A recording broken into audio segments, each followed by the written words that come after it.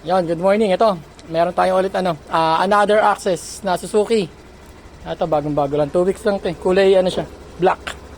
Ang odo nito, lang. Ayan. 212.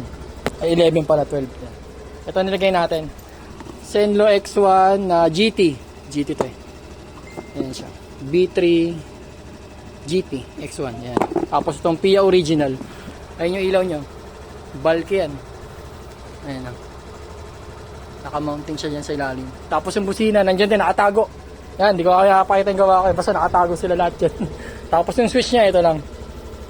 Yung low, ayun o. Maliwanag pa rito. Ayun o, ayun yung low niya.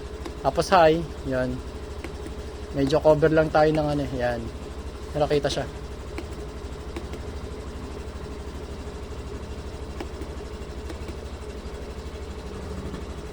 Yan siya. Tapos, sa passing light, ito. Pag naka-off, sabay. Ayan siya. Tapos kapag naka-low ka, passing light sa high. Ayan. Pag naka-high naman, low. Yung passing light niya. Tapos, sa busina, ito. Yung switch ng horn sa dual, ito. Sa ilalim siya. Ayan, nakatago. Ayan, stock. Then, ito yung loud. Pitikin lang natin. At ayaw nang maingay daw. Yan lang.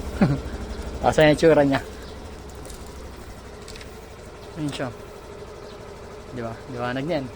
Maliwanag pa rito ha. Ito naman yung high niya. Boom. Ayun siya.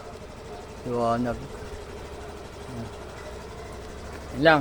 Dito sa Access Suzuki, dito sa North Caloocan, Camarin. Yan, nag-home service tayo. Ayun lang. Thank you.